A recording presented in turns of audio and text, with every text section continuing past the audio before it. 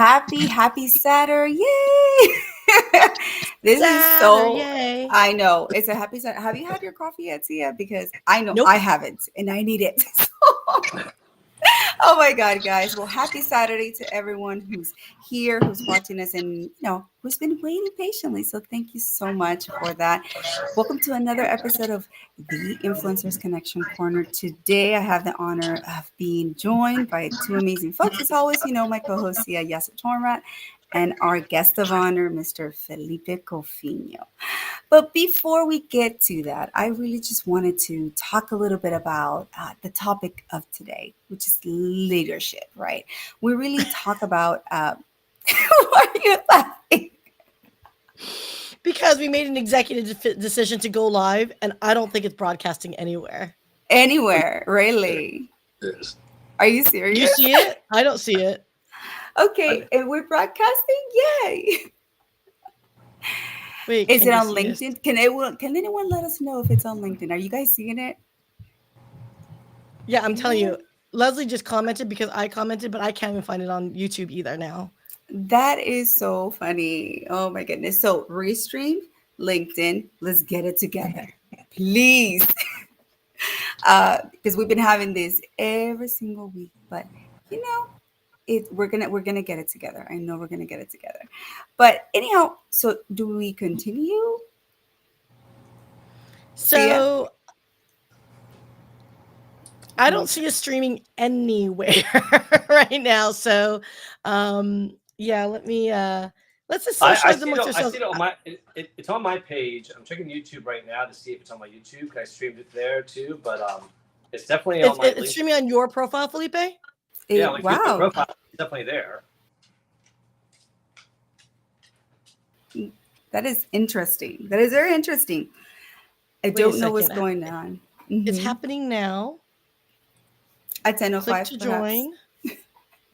We're live on his profile. Hi. And we're live on my YouTube channel too. Son of a sea cook. Okay, I'm gonna everyone go to Felipe. Okay. Yeah, everyone go to Felipe's profile. That is where you will be able to catch the show. I'm so excited though. But no, this is so funny, y'all. But I am gonna have Felipe. Have you had your coffee yet? I'm drinking it as we speak right now.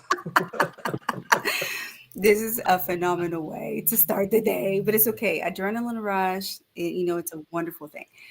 At the end of the day, what matters is what we come and talk about. And I'm just so happy to have you here, just to talk about leadership, talk about so many different things, Felipe. You are definitely, I'm getting a text saying, I can see you on LinkedIn, but which profile? Is in my profile?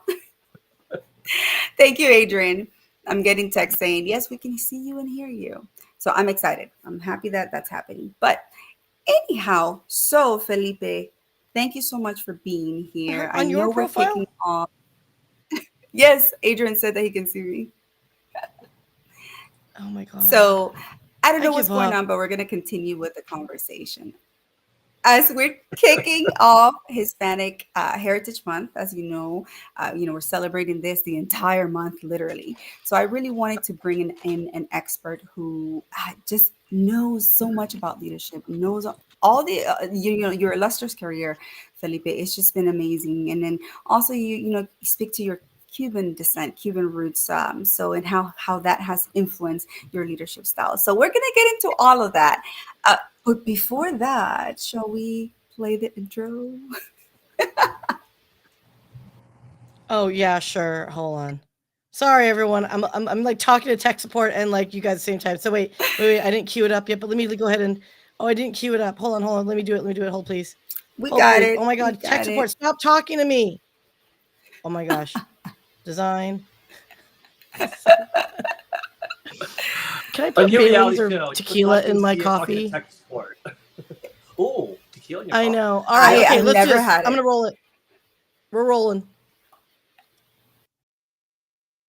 Welcome to the Influencers Connection Corner.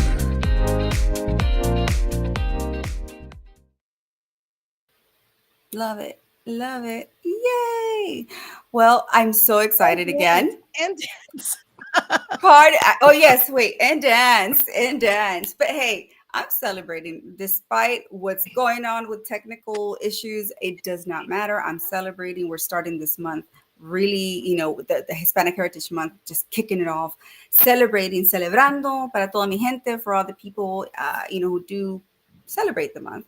I'm wearing my Salvadoran jersey. I don't know if y'all can see it. Yay, El Salvador. There we go.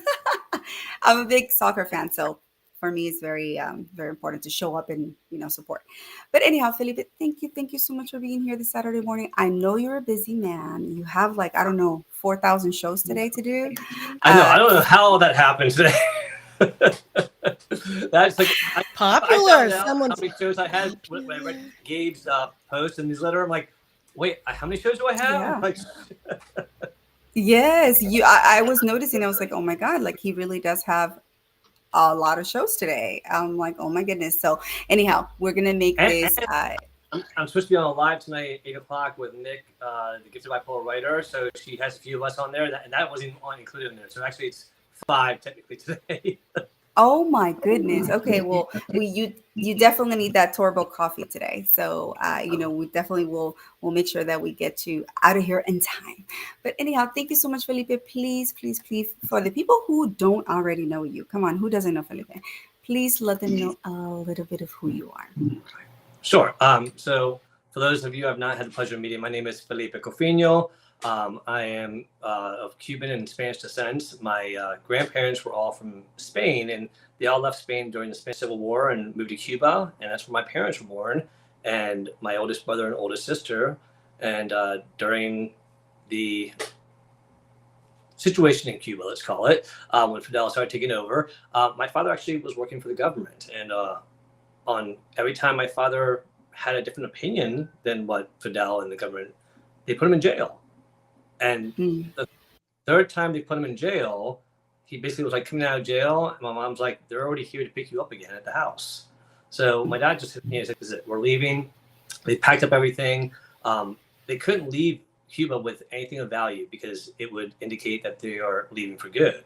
They had to make it seem like they're just going for a day trip. That's all they're doing, or like a short trip. So they couldn't take any jewelries, any mementos, any pictures, anything of sentimental value. If they did, they had to hide it. Which I said, don't tell me how you hid it. I don't want to know. but they came to Miami. My oldest sister was born, and then they moved up to DC, where me and my brother were born. And the struggles that my dad and mom had, not being able to prove any of their accomplishments when they were growing up, their degrees. My dad had a PhD, and people just didn't believe him. And so luckily, he was able to find some colleagues that were able to validate, and over time, he was able to get jobs in the World Bank. But the thing that really inspired me a lot as far as supporting others, not just Hispanics, but everyone in general, but specifically Latinos, is that my father was there, and whether we were in the grocery store, airport, if we were going, on a trip somewhere, so often people would hear his thick accents, and so often people would assume that was a sign of lack of intelligence. So they would start yelling and slowing down, like, sir, let me explain to you. And my father's like, I'm neither deaf nor hard or stupid. I'm able to understand you. And my father was very patient to a point, but it was one of those things where I just didn't fully feel like he should have had to tolerate it as much as he did. And I started realizing how many other people had to tolerate with these kind of indiscretions out there. And obviously there's so many worse ones out there, but as I started opening my eyes up and started realizing, I realized that I was like, what can I do? And the only place I felt I could really make a difference was in the workplace at the time. And so I started doing that, and I got into Hyatt hotels, got into HR, spent 23 years there, learning how to do things the best way possible. And talking about diversity, we represented 50 different countries, spoke over 60 different languages. They didn't try to do DEI. They were diverse. They were inclusive. They were equitable. It was just how they lived. And that's, I think, why it's instilled so much in me. Between my Latino culture and the Hyatt culture, it was like the best marriage. And from there, I went to the worst culture in the world. Oh, no. Oh, my God. I left 23 years of Hyatt hotels. It was a wonderful thing. It was an opportunity for me to grow in an area that I studied in finance. I had somebody that worked there. It was one of those things where it was all smoke and mirrors. Once I got in there, it was unethical, backstabbing, lying, forgeries. It was ridiculous. Oh And my goodness. and if I said their name, you probably would know them. So I'm not going to say their name. But No. so it's one of those things where, but I learned what not to do. And then I got hired at another place and I moved up my career and my title and everything. And but this place, they were like, "Can you help us do what you do best and make things better?" And I was like, "Okay, so here's my chance." And Hyatt taught me everything. This place here gave me the chance to do everything I wanted to. And for 8 years, I did it well. And then now I'm at a place now, it's a nonprofit where I just am working with amazing people that do amazing things. They are making an impact globally on everything from reproductive health to aging to homelessness to climate. And it's just valuable projects that these teams are working on. And I just have the honor to work with them. It's called PRB, Population Reference Bureau in DC here. And it's a nonprofit, but they've been around for 95 years. So That's amazing. And so much of what I do with the culture is impacted there positively. But I gotta say, when I look back at what drives my passion for culture in the workplace, it always stems back to my Latino roots. Yes, yes. I mean, like I said, that is definitely one of the main things that I admired about you, Felipe. It's your support for just the Latino, Hispanic, and I see that from the very first day that I met you on LinkedIn. And I'm going to share that story really quick. So, Raquel here was a newbie on to LinkedIn. That was literally a little bit over 2 years ago, and wanted to, do an audio room. I was seeing everything about audio rooms and I was like, let me put one on and let's talk about leadership or let's talk about networking and authenticity. And my first ever audio room that I host, 3 people showed up, but 2 stayed. And one of those was Felipe. And so I will always, always be so thankful to you and your support from day one, literally the day I met you. And that speaks volumes of the type of person you are. And not only that, but he stayed till the end of the entire thing. And at the end, it was just us having a conversation with one another. And it was the most beautiful and it was inspiring, to say the least, to know that there were individuals such as Felipe with big hearts and kindness and on this platform. So here we are, fast forward 2+ years later, and look at you. LinkedIn, you've been, Dawn, the blue badge. You have been leading the way for so many in your industry. So I definitely want to make sure that I highlight that. It just, oh. No, just thank you. It's very kind of you. It's very humbling, but I appreciate it. Thank you. Yes. And so I wanted to dive a little bit more, since I met you at that point, I saw that the way you lead, and I've been seeing you following your journey on LinkedIn. And tell us a little bit about what drives you to lead in the way that you do, Felipe. I wish I had the right wording for this, but there's something about seeing someone being wronged. It's whether it's being bullied, mistreated, and it creates a fire in me. I don't know what it is. It's that Latino fire. I think that just starts burning. It just rage. It's not rage where it's like uncontrollable. It's just like rage is like that's just not right, and you want to do something about it. And I realize that there's times and places where I'm not the right person to do something about it. But in the workplace and what I've been able to achieve in my role, I am the right person to do something about it. And I'm hoping that what I do is inspiring other people to speak up when they see something being wrong, when someone's being mistreated, when someone's being unfair or inequitable. Sometimes we don't know what we don't know. And if people don't feel comfortable to speak up, I hate when I hear about leaders like, oh, everything's wrong. Great. Our employees are all so happy. Like, you know what? You say all your employees are so happy. You probably don't know your employees that well, because everyone's got issues at some point in their life. They might be unhappy with work, but they might be unhappy at home. And so having the emotional intelligence to recognize that everyone's got something going on in their life, and it's not necessarily more important than anybody else's. It's all relevant. So for me, it's about leading with compassion, with dignity, with respect, and emotional intelligence, and recognizing and seeing when someone needs that help and speaking up, not just being complacent.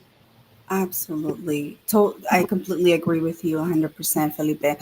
just because, it's very important, especially for leaders of today, to really be flexible with an evolving workplace. What are you seeing right now that it's an important thing that leaders need to be aware of? That's a great question there, Rocky, because it's obviously the pandemic opened up a can of worms of working remotely. And I think we've been able to prove that people can work remotely pretty successfully. But I think there's definitely a value to people working together in person too. And I think when you have people trying to do things for the right reasons, you can see some great things happen. But sometimes people get too caught up in about the big, the money, the real estate, the obviously the economy is a factor. But are we looking at the human factor and seeing what's the right thing to do? Because working remotely, is that the answer? Not necessarily. Bring everybody in 5 days a week? No, not necessarily the answer. Hybrid, I think, is the next natural progression of our workforce. My parents or grandparents had the 7-day work week. It's slowly converted to a 5-day work week. Why is it so difficult to the concept of moving from a 5-day work week to a hybrid work week where you're in the office 2 or 3 times a week and at home 2 or 3 times a week? And trust your team. That's one thing about PRB right now that I love. One of the words I keep on hearing is, we trust our people here. And boy, that is such a huge message, you all. It's a trust. And here's the thing. And if there's an issue, there's accountability. But accountability is not a 4-letter word. It is just simply saying, hey, we're going to treat everyone fairly. That means if you don't do something right, we're going to address it. If you do something well, we're going to recognize it. And then we're going to trust you. And one of the most powerful things that my CEO said to me this past week, she says, am I giving you enough space, or do you need more time with me? Like, she was basically saying, am I being too micromanaging, or am I not being supportive enough? And it was something that leaders don't usually ask that question. Usually leaders like, you need to meet with me 1 day a week, or we need to meet, twice a week and talk about this. Ask the person, how often do you need my guidance? How often do you need me to support? Or do you need me just to let you go and do what you do best? And when leaders are able to do that, it's just a huge difference. And I think the hybrid thing, if we can get out of our heads that everyone has to be in the office, you know what? Why? Why do I need to be in the office from 8 to 4:30 on calls all day long, where I'm not able to leave it for most of the day to go talk to people that are there? I could have done it all at home and save the gas and had another hour and a half that came back to me in commuting time that I could have used either for work or for my family. So, oh yeah, there's no argument you can say. Preach, my brother. Preach. I wasn't ready for the special effects, but no, I think that so I think leaders just need to be open-minded and realize that there's a balance, and if you want to be sustainable, you got to be a little bit future focused and realize, how am I going to adapt to some of the change that's coming. No, absolutely. I completely agree with you on that regards, Felipe, just because, we go through so many things as individuals, personally, right? I'm putting myself out there. I'm a single mom, and it takes me literally right now 4 hours of my day to be going to drop off my kids to school and going to pick them up because of the situation. But imagine if I had to work, it's just like 4 hours if I have to go into an office to work. So it's not for everyone. Right now, remote is what is fitting my lifestyle, and so I can continue being sane. So why are we not in the business owners, employers, entities, why are we not more conducive towards appealing for the mental wellness of our employees? At the end of the day, yes, I get productivity, but I find that sometimes I'm even more productive here when I'm not stressing when I'm heading to the office, when there's a lot of traffic, if I get a flat tire, whatever the case it is. Why are we not supporting as entities or employers that? And what do you think that is? It's sometimes people don't appreciate what others are going through until they've felt it or they've gone through it themselves. And it's sad. It's like someone doesn't appreciate what it's like to lose a close family member until they lose it. And all of a sudden, they're all sympathetic about it. I had a leader that was so micromanaging and so unempathetic towards his employees. He didn't care what they're dealing with in their life. He didn't care. He's like, just get back to work. I don't care if you're having family problems. Until he had to have a rotator cuff issue, and he had to be out for, like, the doctor said, like 6 to 8 weeks. Our CEO at the time, who was not a good CEO in my opinion, he was good in crises, but not day to day. when he went to he came to me, he's like, I need to tell our CEO that I need to take 6 to 8 weeks off. Like, oh, it's okay. Medically, you're legally allowed. It, it falls under the employee medical leave. And so he's like, all right. So he went to tell him. The CEO said, 6 to 8 weeks? I had brain surgery and I was back to work in 2 weeks.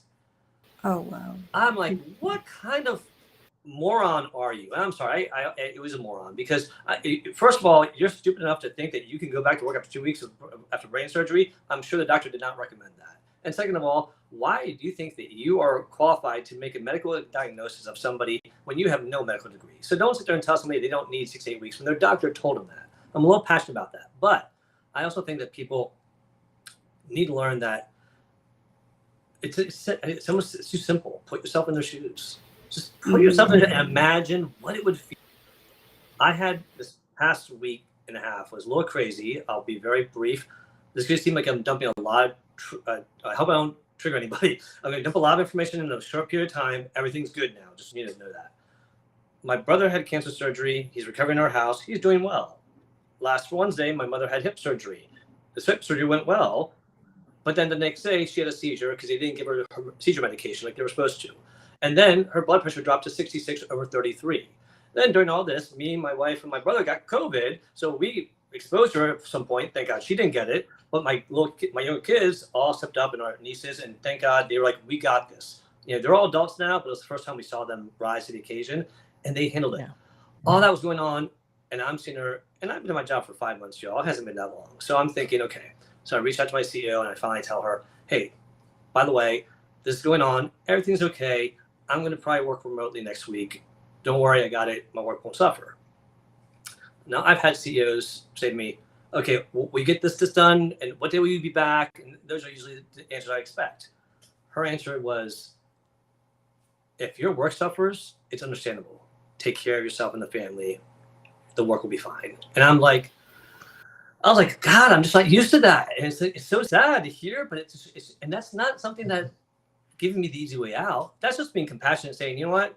If I was her, I'll be thinking, I want the best out of him. And right now, I probably won't get the best out of him. So I don't want him stressing about it. I'd rather have him take a day and give me the best tomorrow the next day, And that's the reality of it. And so people just need to put themselves in the shoes and realize we're all human. And guess what? We're all going to get old at some point. So guess what? You're going to be that old person that's about to retire that you're pushing out for retirement right now today. So be careful because that's going to be you one day. Mm-hmm. And you have to treat this generation, the one who's going to take care of us well, so they don't forget about us. But go ahead, Syya. No, I agree. And the thing that I just heard from your CEO is what you just said is, I can't get the best out of you right now, but that doesn't mean I can't get the best out of you at another later date. Life is all about timing, right? And challenges and ebbs of flows. And we're more than just an Excel spreadsheet that has an X amount of dollar associated with it. And that level of high EQ to understand in a business context is true leadership in my book and from what I can see. Because you know what? There are days when you probably can get your work done in 3 hours, right? And there are days where you're just like, it's just not happening. And 8 hours later, you're still struggling to get the same amount of stuff done for whatever various reasons. And so I think having that mindset to accommodate accordingly and trust it will get done. That's what I think is really resonating with me, Felipe. And that's what gravitated me to get to know you and want to get to know you on LinkedIn. Just so you know, you and I have zero connection. I think I met you either through Raquel or some other people. But it's because of your high EQ and compassion is what kept me wanting to come back and be your friend. I want to be your friend, right? And that's hard to do from a leadership perspective because not everyone's buddy. It's still work, but you still want to have a human connection. And I think that's one thing that is not often spoken about is leadership is all about the human connection. Well, thank you for that. See, that just that deserves an applause. Yeah, that was wait. Amazing. And you just made my day. I could just leave and just cancel all the other events today. I'm good. I'm good right now because you all just made me feel like the best person in the world. But but thank you for saying that because I think one of the things that we forget is that it's so easy to make that knee-jerk reaction and not think about the implications of how we react as leaders. What I've realized is that the leaders that aren't able to lead well probably aren't good at building relationships, because at the end of the day, leadership is about knowing how to build those relationships and knowing how to separate. What I realized is that I always tell people, look, I'm HR. We are going to be professional and all this stuff, but I can also go out and have a beer with you and shoot the shit, and I'll be fine with it. But here's the difference.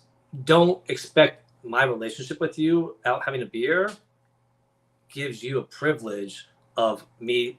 Oh, I'll look over your mistakes. Oh, well, don't worry if you make. No. I'm still going to hold you accountable. I don't care if you're my best friend.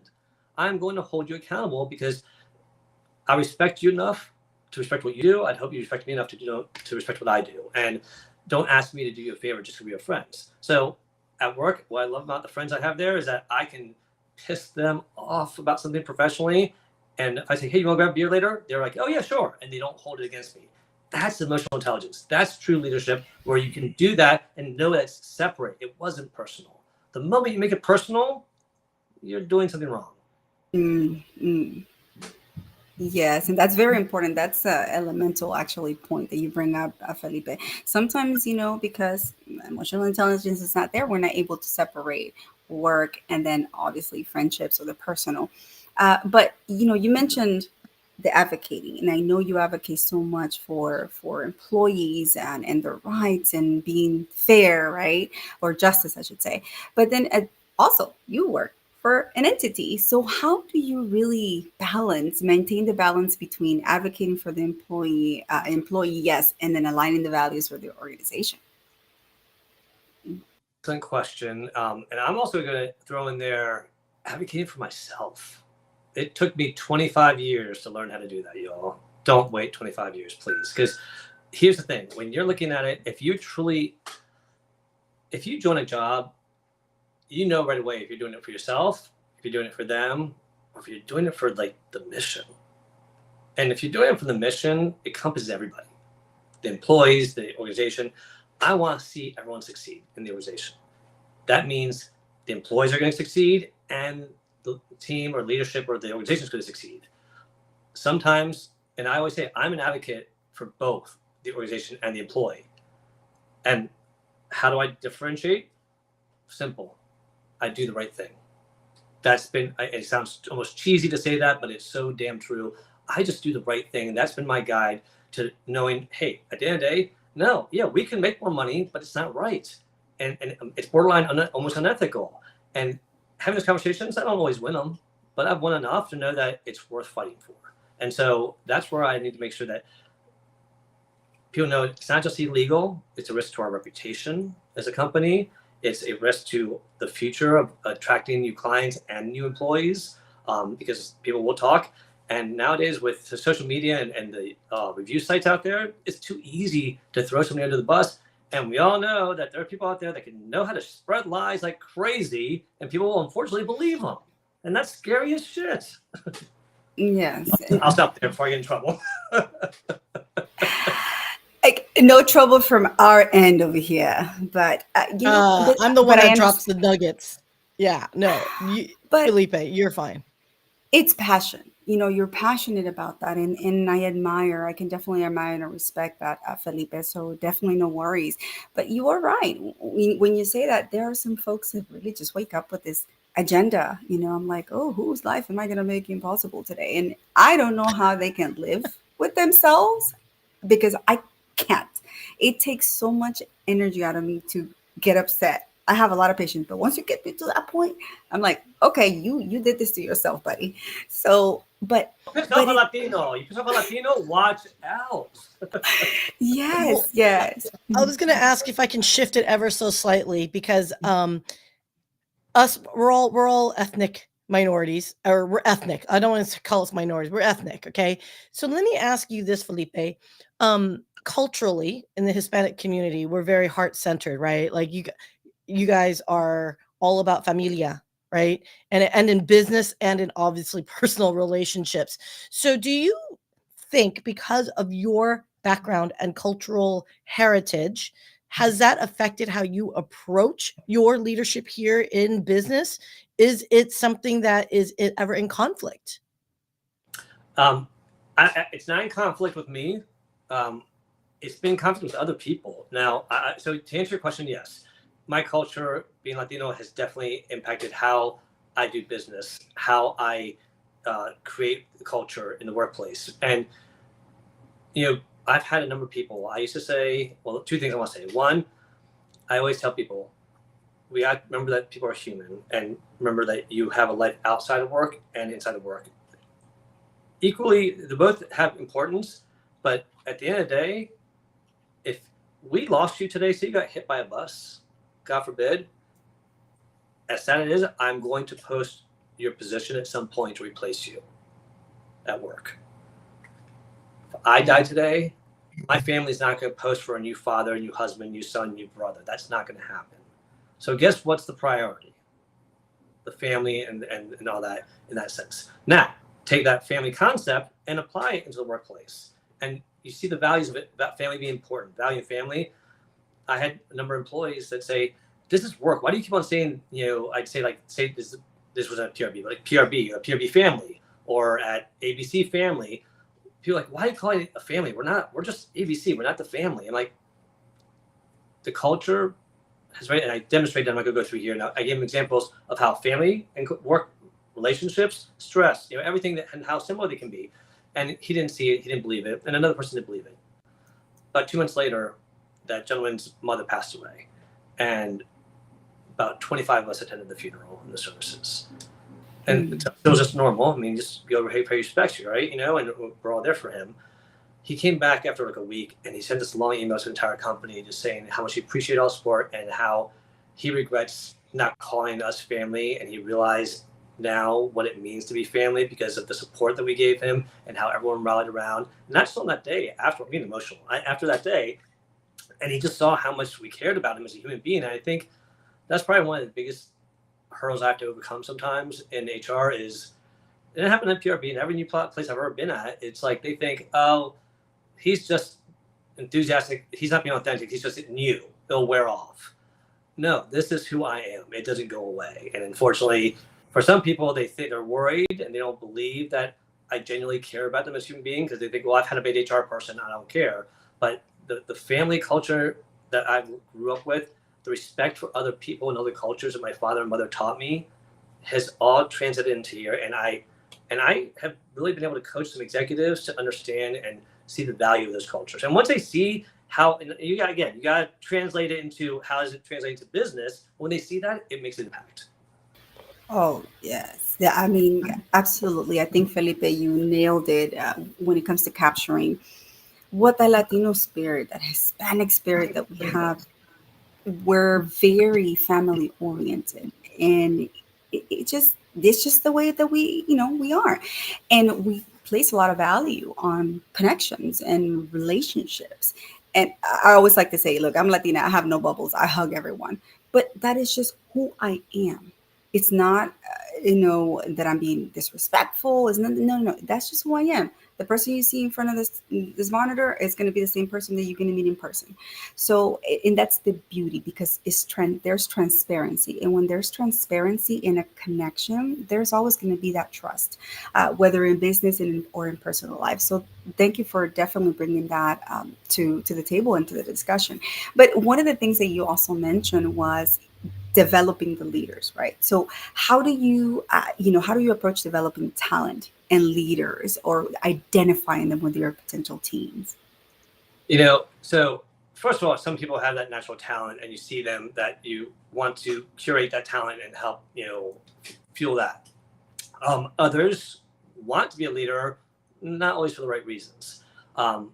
One thing I've always said is, and I always try to talk about this in my rooms. I'm doing training next week at PRB about it, is understanding people's communication styles and understanding how they like to receive and get information. Because if you're not getting through them in your communication style, you're talking to a brick wall.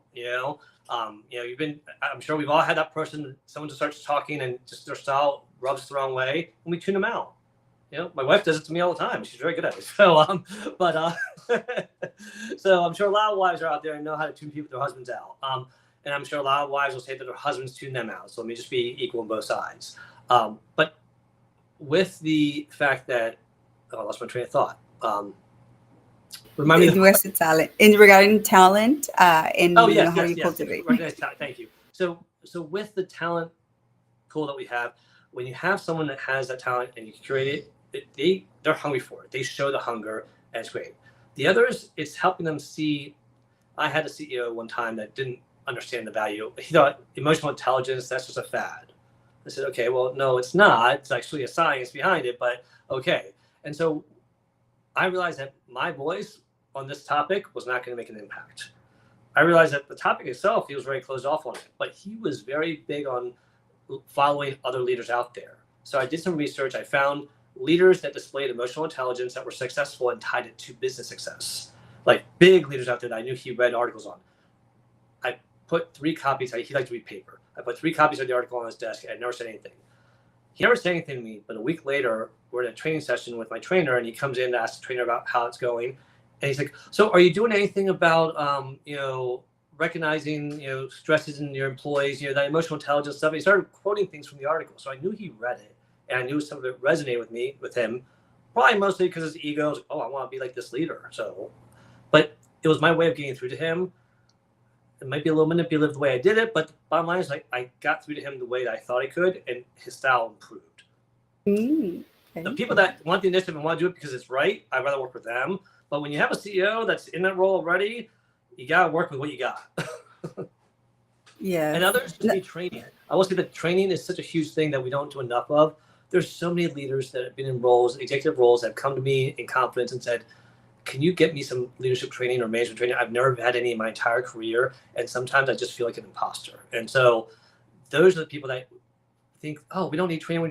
Dude, we don't need training. You can wake up one day and it's like that kid that you didn't say, oh, they don't need to read. And all of a sudden they're an adult who's illiterate. I mean, come on, you're not helping that person. Man, Felipe just came out and speaking truth. It's like, boom, here you go, fire for you. Let's go.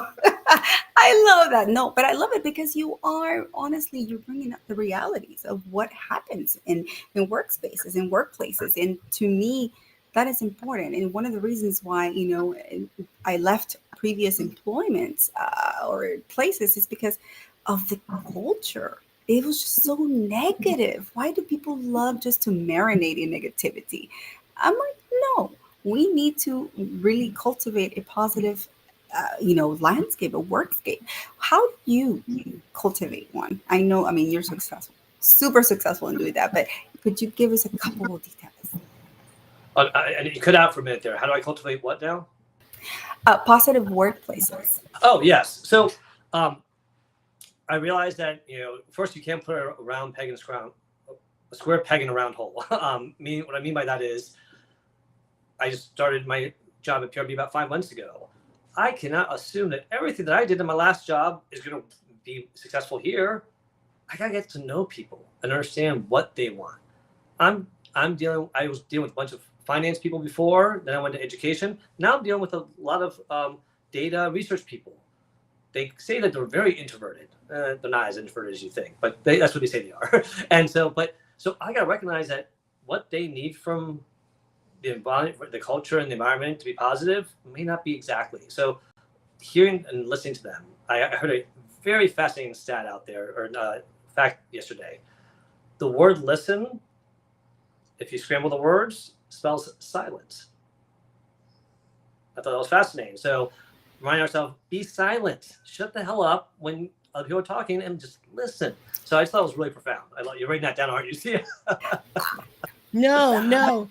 I was ready to do this one.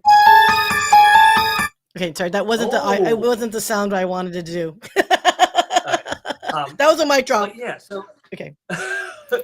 So we just need to make sure that people are listening and hear what they want, and then you can't give them everything they want, but if you deliver things that they want, they're going to be so much receptive. When I got there, they were like, please don't do another survey. Don't do any survey. I'm like, how am I supposed to get some information? Like, I'm not saying I'm not always going to do surveys, but I do surveys for certain things sometimes to get an idea. Like every survey, no one ever did anything with it. So it's a waste of our time. Like, okay, let me do a 3-question survey and prove to you that I can actually use the information. So I did 3 questions and I did what they wanted, and I did 5 questions. So now they're starting to get it, but it's building that trust. So you got to build trust. You got to listen to what they want, and then keep it fresh. Don't just do one thing, set it, and forget it. Keep on asking for feedback. And the last thing I'll say is this: whenever you do something, it goes back to communication. It's like these events. Don't just put the event out and just hope and pray people show up and come to the event. No, I have to go out there and guess what? I'm going to send an email out they can read. I'm going to put some flyers and send them out and put them on our websites and this and that for them to see. And I'm going to go around and talk to them. The most powerful thing is I'm going to verbally invite them. Say, hey, Rocky, are you coming to the dinner tomorrow night? Hey, Syya, am I going to see you tomorrow night? Do you realize that when I say that to people, 50% of them, 50% of the time, they actually show up because of what I said they tell me. So just asking somebody, that creates a positive environment. And then the last thing I'll say is, don't be a stick in the mud. Let people just have fun. Just let them have fun. Look out, make sure you don't get hurt, but let people have fun and just create some boundaries to keep them safe. I love that. It's simple yet powerful. And I always say those things too. But you know, when you mentioned that, I guess it's an idiom. No, I don't know what they're called. It's like you two listen twice as much as you talk. So that to me is, having that compassionate ear and really listening, not just to just fight with the person or argue with the person, argumentative, but to actually listen. And you know what? Listen to hear. Yeah, like seeking to understand versus be understood kind of concept as well. But the other thing is that there's so much. I lost my train of thought now. I was going to tell you something, and once I said seek to understand, it just flew out. Did you drink your cortadito this morning? Maybe that's why. How did you know I drink? So my brother has all this espressos he bought from my mom, and of all the flavors, I like the corto one, and it's so funny that you're like, and that's my favorite one. Do you know me? Yeah. Yeah, I see. I got you, Pam. No, but it is true though, because this is so important. It's getting to know that person genuinely, getting to know what makes them them. How do they influence their workspace? How are they influencing their industry? Like that to me is fascinating, that you're able to marry both, that you're able to merge your personality and also your drive as a leader, and it defines your leadership style. So hence why we love you so much, Felipe, because all these guys, if y'all don't know, Felipe runs this amazing audio room. And also with Sumana, right? So shout out to Sumana. Thank you. And then the other young lady that you were on the live stream with. Melissa okay. Houston. No, so Melissa Houston. And then there was the other one this past week. Was it Ashley? Oh, Ashley Llewellyn with Sumana. Yes. Okay. Yes. Okay. So shout out to you ladies. You guys are amazing. Thank you so much for also doing wonderful things on this platform that is LinkedIn. We're all trying to put ourselves out there, and definitely I encourage everyone to do so. However, I really do have some questions, Felipe, if you want to answer. So that comes from me. Did I answer the question? Oh, shit. We just fought over the questions. I got it. Here we go. So, Felipe, how do you, I want to say, think talent is developed? That's people are like, okay, well, I don't know what gift I have. I don't know what talent I have. I don't know what to do. So they just get stuck. But what do you think about that? Well, for me, the first thing is developing a talent that people want to develop. Just because I think you'd be good at something is not necessarily a talent that you'd want to develop. Back in the day, too many people would say, oh, you'd be good for this job. I'm going to promote you to this job. And the person's like, well, why'd you take the job? My boss said I'd be good at it. Well, they ended up failing because the boss just needed a warm body in there. They didn't necessarily look at what your skills were. A true leader is going to look at your developed talent and say, hey, you seem to have a natural talent for this. Do you like doing that, first of all?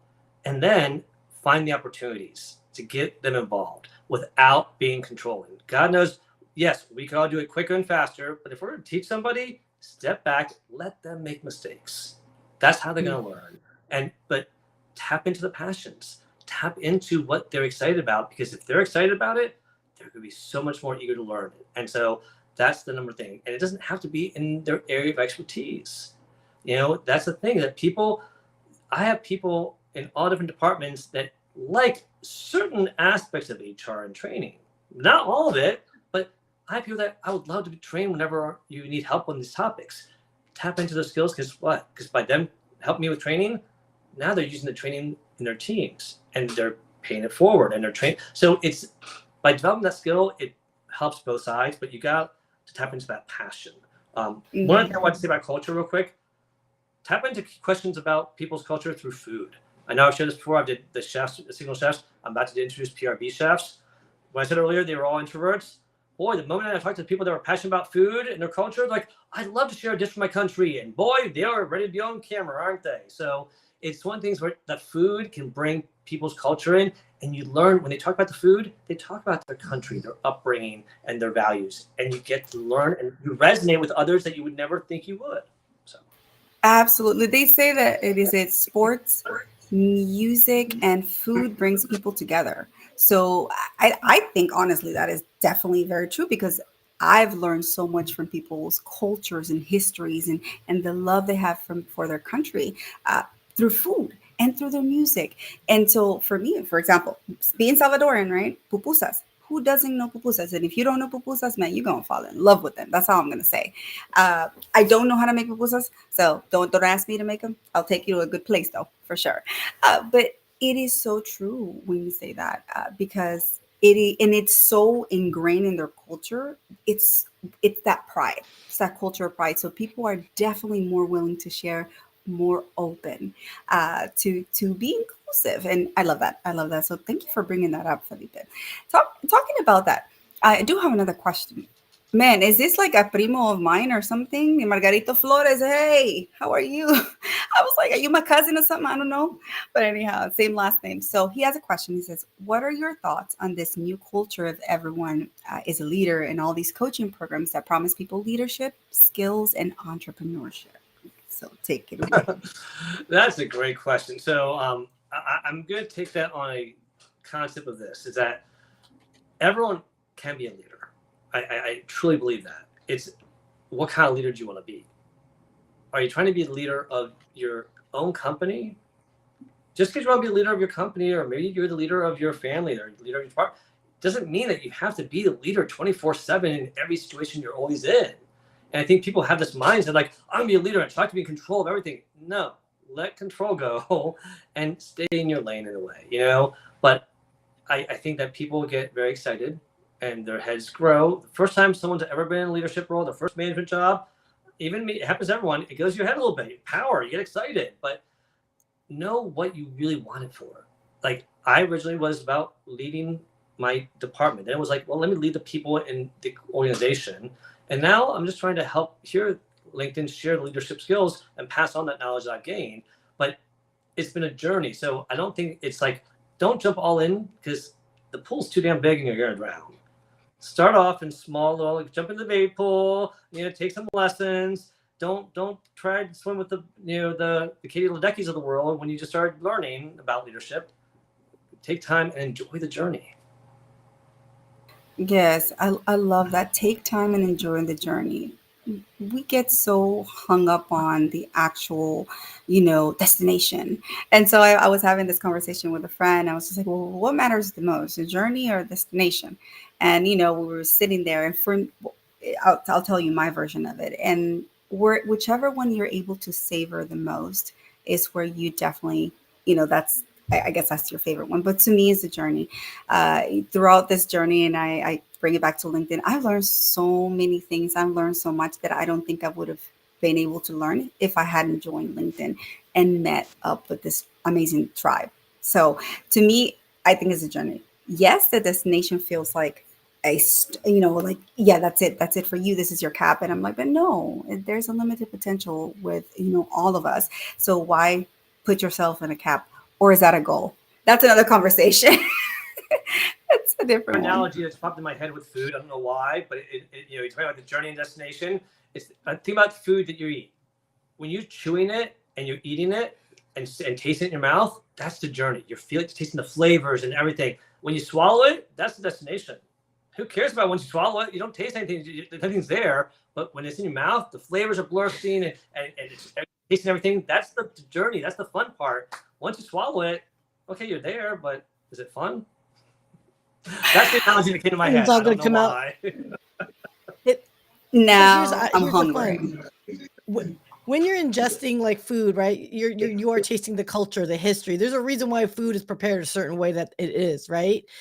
Maybe availability of the products. Maybe tropical food is going to have very different fruits, for example, versus something in the Arctic regions, right?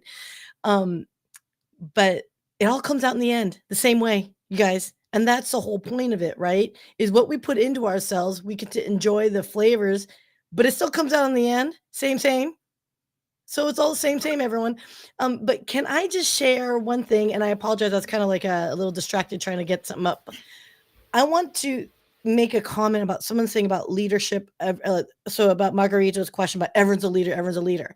What I think of with leadership on this is leadership is understanding at the team, the group of people surrounding you, understanding everyone's strengths.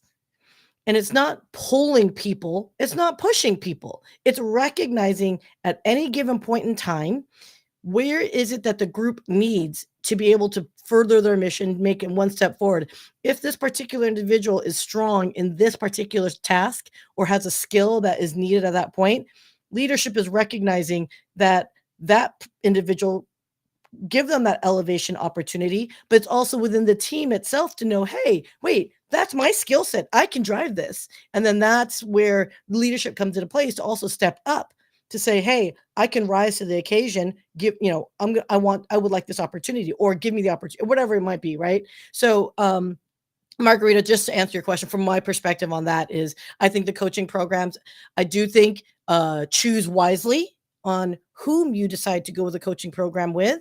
Not all keys work the same. Not there's a lock for every key, but ain't no 100 coaching program going to be perfect for everybody. So I do caution people, and maybe this is just me being the cheap person that I am.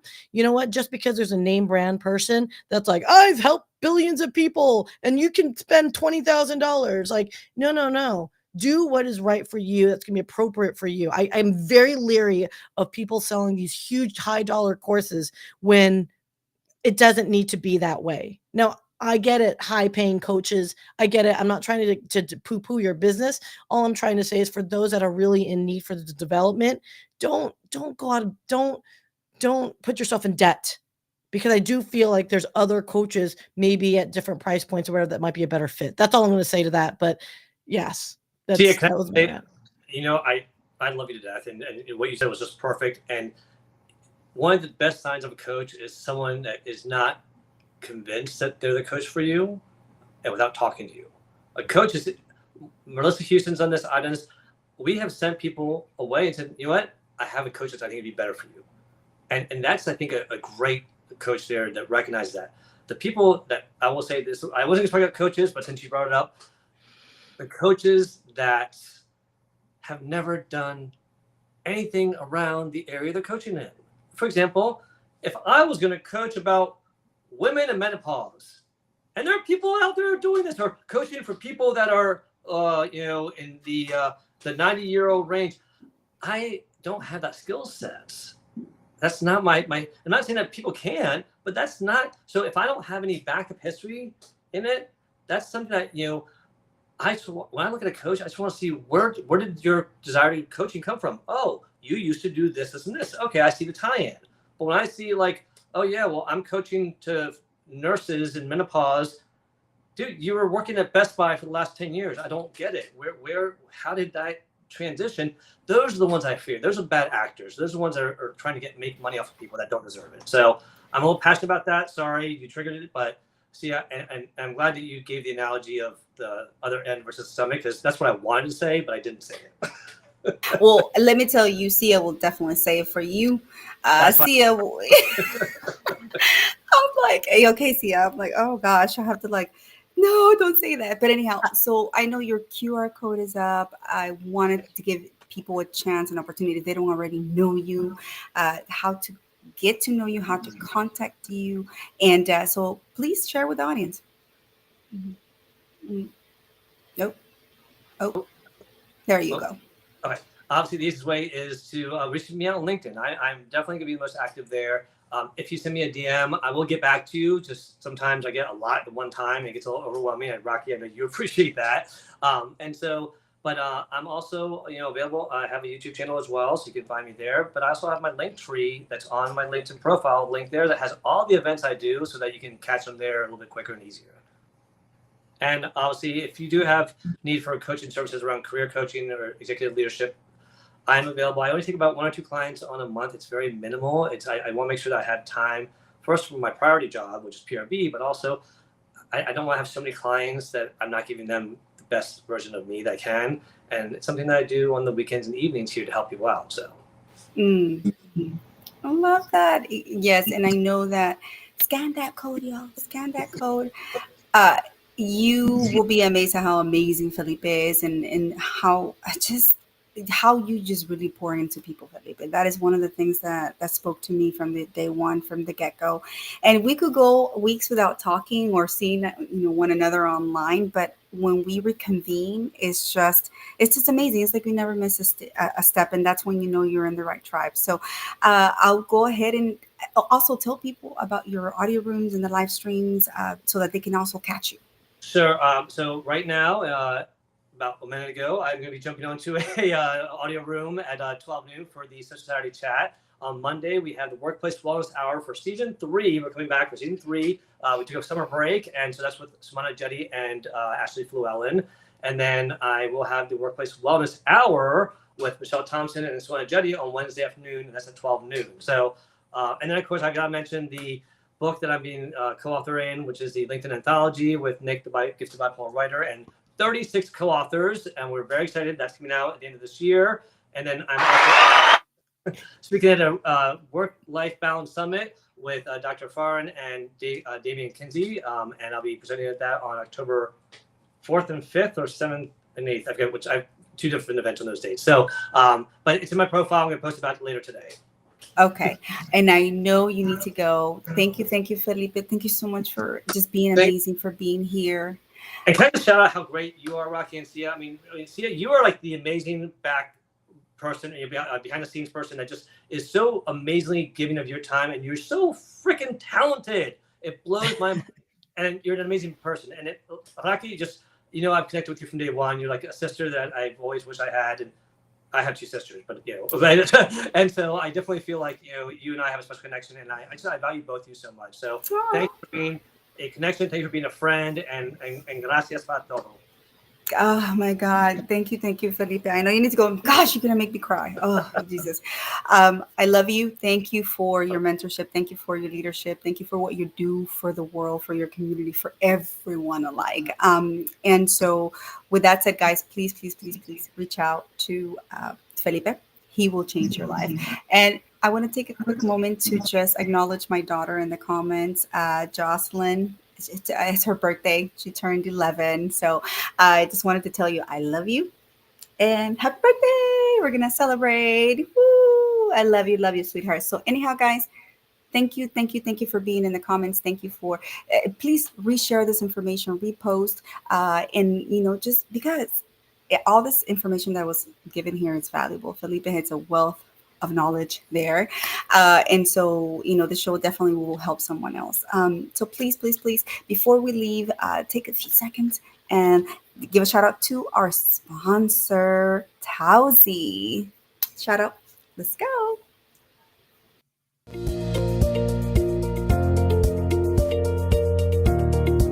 Falling asleep with your head in the wrong position is a pain in the neck.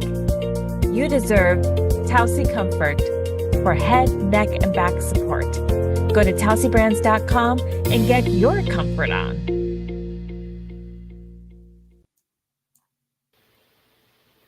Woohoo! Shout out Janice. And with that, guys, thank you so much for being here. And we will be back in a few weeks with another stellar individual, continuing celebrating Hispanic Heritage Month. So love you all. Thank you for the support, and vámonos.